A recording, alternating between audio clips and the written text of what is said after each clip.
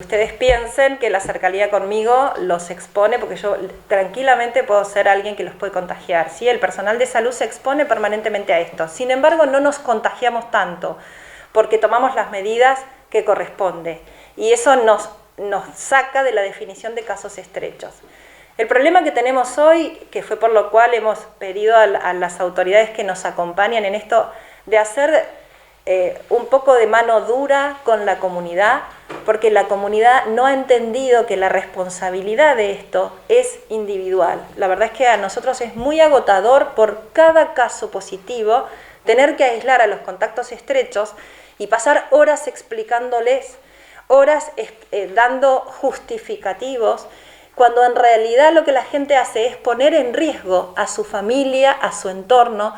No solo con quien tenés que aislar, encontrás personas que son contactos estrechos, que vos les pedís que hagan aislamiento 14 días, se les ofrece, incluso la municipalidad pone a disposición en algunos casos el lugar para poder sacarlos del hogar, como para que el aislamiento sea solo de quien fue expuesto y no de su familia.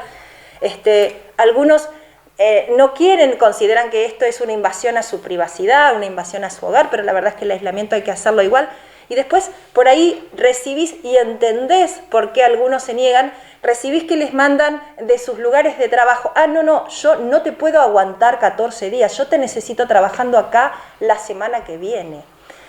Y lo que no sabe ese empleador es que ese empleado le va a poner en riesgo todo su lugar de trabajo, ¿sí? Y entonces van a ser más los que va a haber que aislar. La verdad es que la gente no ha entendido que con esto tenemos que aprender a vivir.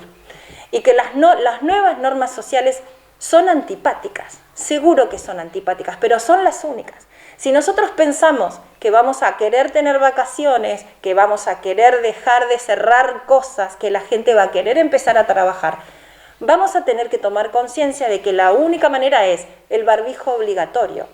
El barbijo obligatorio se lo pide por lo menos en la zona urbana. Obviamente la respuesta es, yo voy a correr al campo. De acá al campo, anda con el barbijo puesto. Cuando vas en el auto, ¿sí? Sí, yo me fui con mis amigos a las sierras, pero no tomamos mate. ¿Y en qué fueron? En el auto, todos con barbijo. No, en el auto no. Porque aparte son mis amigos. La verdad que el COVID no discrimina si son tus amigos o no son tus amigos. Nosotros necesitamos que entienda cada persona que se la llama porque fue contacto estrecho, que el ser contacto estrecho pone en claro que no han cumplido con el protocolo. Son los mismos individuos que uno tiene que aislar como contacto estrecho los que se pusieron en ese lugar, no somos nosotros. Entonces necesitamos que la gente cumpla y hay veces que la gente no cumple y entonces necesitamos que la autoridad ponga mano firme en esto. ¿Por qué? Porque nos afecta a toda la comunidad y porque de a poco, sin querer, toda esta gente que no cumple sigue infectando y los que estamos trabajando tenemos que dejar de trabajar porque nos contagiamos y nos enfermamos. ¿Cuál es la característica de esto? Porque todo el tiempo hay que dar explicaciones de por qué. ¿Por qué? Porque no tenemos un tratamiento. Porque el mundo entero ha tenido que tomar como única salida el aislamiento preventivo y obligatorio de aquellos que podrían ser los que lo llevan. Pero yo no tengo síntomas. Está bien. Lo tenés que hacer igual, porque no te cuidaste y porque lo podés llevar sin dar síntomas, ¿sí? Entonces, esto está complicado hoy. Si lo miramos desde el lado del recurso de salud, uno no debería tener que estar pensando en aumentar las camas. Sin embargo, estamos todos tratando de ver cómo vamos a hacer si las camas que tenemos preparadas son suficientes. Quiere decir que fallamos en el antes de llegar al hospital. Porque ¿cuál es la característica de esto? Esto es un cuadro gripal, como todos los cuadros gripales, que tiene todas las formas de presentación que conocemos. El leve, que es el que la mayoría conoce, la gente no sabe que hay mucha gente que se muere de gripe común. Hay casos moderados, hay casos graves, y para esto hay gente que es vulnerable. Esto es igual para todas las gripes, ¿sí? ¿Qué es lo distinto y lo característico de esto? Que la infección propaga tan rápido, se desparrama, para que nos entendamos, tan rápido, que al mismo tiempo se infectan los que van a tener las formas leves, los que van a tener las formas moderadas y los que van a tener las formas graves. Entonces, Si al mismo tiempo nos caen todos los que son vulnerables para tener formas moderadas y graves, no vamos a poderlos atender. Nos vamos a infectar nosotros y no va a haber quien les pueda dar respuesta. Y esto, digamos, me parece que no es algo nuevo lo que estamos contando, porque esto le pasó a todo el mundo. Le pasó a Brasil, le pasó a Estados Unidos, le pasó a España, le pasó a Italia. O sea, no es esto Tolkien, pero Tolkien tiene, como nuestro país, digamos, en general, la suerte de que nos agarró como más tarde. ¿No sería lógico pensar que ya debimos haber tomado conciencia? Digamos, cuando esto pasó en los primeros casos, como que, uy, no sabíamos. ¿Qué hicimos siempre que hubo epidemias? Siempre aislamos. La cuarentena, y fíjense el nombre, 40 días es una cuarentena real, ¿sí?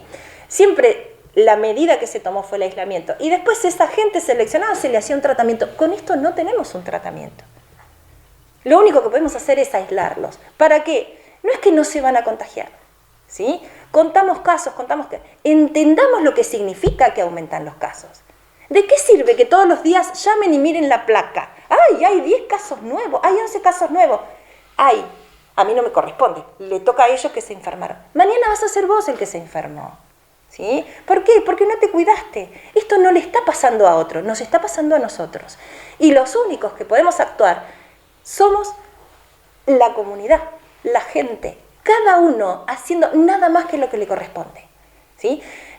Es muy tedioso tener que explicar cuándo se hace un test, por qué se hace un test, para qué se hace un test, en qué momento lo vamos a hacer. Y yo quiero que me lo hagan, porque yo quiero saber si lo tuve. A ver, con barbijo tenés que andar igual. Seas positivo o no seas positivo, tenés que andar con barbijo igual, ¿sí? Porque uno no puede hacer una normativa general para la comunidad y considerar las excepciones. Porque si no, la gente siempre se encuentra la excepción. Entonces, lo único que tenemos como barrera para parar esto es el barbijo. Es más, nosotros en el ámbito de trabajo andamos con barbijo, con máscara y con antiparra. Porque no nos tenemos que olvidar que el germen entra por la nariz, por la boca y por los ojos, ¿sí? Y cuando usamos el lente común por el costadito del lente, también puede entrar. Entonces, tenemos que extremar las medidas de protección. Y lo tenemos que hacer espontáneamente. A mí me daría vergüenza que tuviese que venir un policía a mi casa o pararme en la calle y decirme, tiene que ir con barbijo. Si ya sabemos que tenemos que ir con barbijo. Es como si dijéramos, ay, yo hoy salgo sin pantalones. Si uno se lo pone automáticamente a los pantalones, bueno, pónganse el barbijo como una parte más de la vestimenta. Háganselo haciendo juegos. Yo todavía no, vieron que no pega mi barbijo hoy, pero bueno, digo, incorporemos esto como una norma social más. Y el otro gran problema es la reunión social. Uno escucha sobre todo en los chicos, en la gente joven, pero permitieron hasta 10 personas. No, permitieron hasta el número de personas que puedan mantener 2 metros de distancia. Y manténganlo, caramba, porque éramos 4, pero después suben las fotitos a Facebook, así una carita al lado de la otra. ¿A ustedes qué les parece? Que en ese segundo que se sacaron el barbijo y se sacaron la foto fue el único momentito que estuvimos sin barbijo y se contagiaron. Entonces, si se van a juntar, júntense como corresponde y no nos pongan en el compromiso de tenerle que decir, y no, hasta tantos o menos de tanto. Este compromiso en el cual nos vemos los padres todos los días, la previa de fin de semana. Che, ¿puede venir gente al quincho? ¿Cuántos son? Y somos 6, y fíjate, porque en el quincho tenemos que poner doble mesa. Ah, no, pero yo para comer un asado así mejor no lo como. Y es que la realidad es que la única manera de comer un asado entre varios es que tenemos 2 metros de distancia, te llega frío. No podés elegir porque te lo comieron antes. Tenés que comprar una caña de pescar. Ya va a salir, no se preocupen que ya va a salir una caña para enganchar el asado de la mitad de la mesa. No toman mate. No solo no tienen que tomar mate, no tienen que compartir la botella de cerveza, no tienen que compartir los cubiertos, no tienen que tomar de la misma lata, ¿sí? Tienen que como tener cada uno un set propio, ¿sí? Su plato, su cubierto, su vaso, su botella, su mate, ¿sí? Y estar a 2 metros. Esto no es un capricho nuestro. Lamentablemente, la única manera que tenemos de hacer, que hacemos con esto, es que aquellos que lo pueden dispersar, lo dispersen más lento, ¿sí? Porque si no, estamos en una situación muy fea, gente, que estamos culpabilizando al positivo. El enfermo y algo habrá hecho, ¿sí? Y en realidad, los que estamos haciendo las cosas mal somos nosotros como sociedad, ¿sí?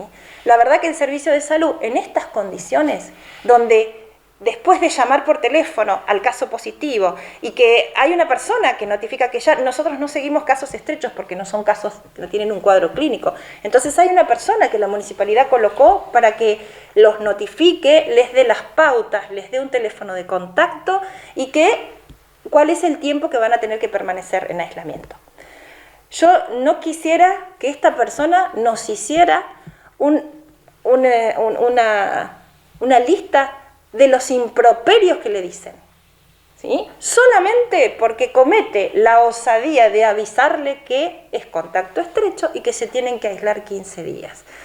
Pero además de todo esto, que por eso es importante que entiendan que cuando se les ofrece un lugar para aislarse afuera, es porque si uno convive con el caso positivo y no se infectó, no tuvo síntomas, ¿sí? Recién va a poder salir del aislamiento 14 días después que el caso positivo se curó. Se entiende que cuando la persona vive con un caso positivo, la verdad que es mejor negocio contagiarse, ¿sí? Porque a los 10 días del contagio ya pasó la enfermedad y estás de alta. Ahora, si viven con un caso positivo y el caso positivo cursa toda su enfermedad que dura 10 días, el aislamiento del familiar dura esos 10 días y 14 más. Porque él se pudo haber contagiado durante todos estos 10 días que duró la enfermedad del caso positivo y después va a tener que hacer el aislamiento porque puede llegar a contagiarse más tarde. Y si encima le sumamos que se llega a contagiar después, son otros 10 días más, suman 34, ¿sí? Solamente por no ponernos un barbijo, solamente por no querer aceptar, bueno, aislemos, vamos a separarnos, aislémonos en otro lugar.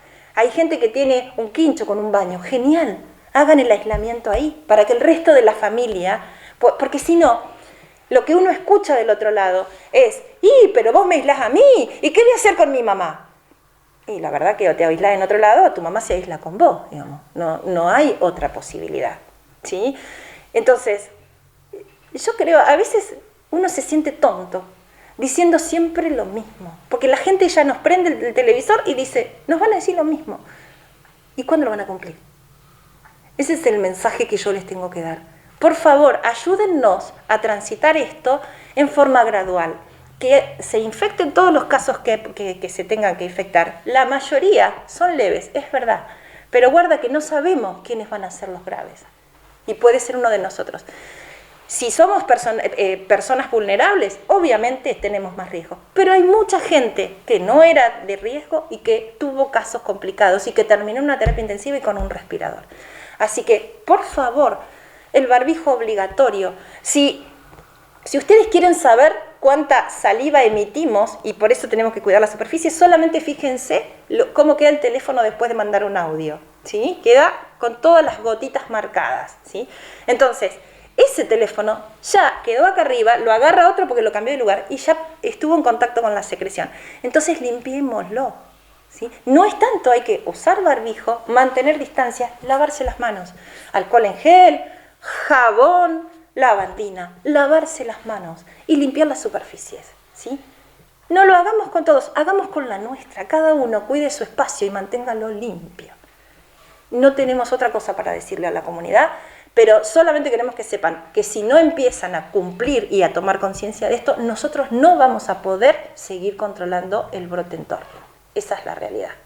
Verónica, la gente, ¿no?, que da positivo y ustedes que están haciendo este seguimiento, esta cadena, ¿no?, para lograr ese aislamiento y circunscribir digamos, la situación en algún sector, a veces los médicos nos están diciendo, sobre todo ahora las últimas semanas, que la gente por ahí no colabora demasiado y hasta miente, no da los datos concretos, lo cual, obviamente, ese trabajo de rastrillaje que hacen ustedes no va a tener, no va a rendir de la manera que obviamente ustedes están buscando, ¿no? Obviamente, la gente una vez que dio positivo, ya está, tiene que blanquear la situación de sus contactos. ¿Qué pasa? Muchas veces, sobre todo cuando son contactos laborales y uno trabaja en una oficina pública, por ejemplo, blanquear los contactos estrechos significa blanquear con quienes no estamos cumpliendo, ¿sí? Y en este caso, si es en un ámbito laboral, el protocolo se tiene que cumplir.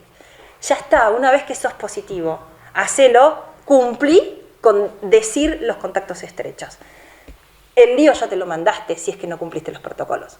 Pero, ¿qué es lo que haces bien en este caso? Cuidás para que aquellos que sí cumplen con el protocolo no se vayan a contagiar por una imprudencia de los del entorno.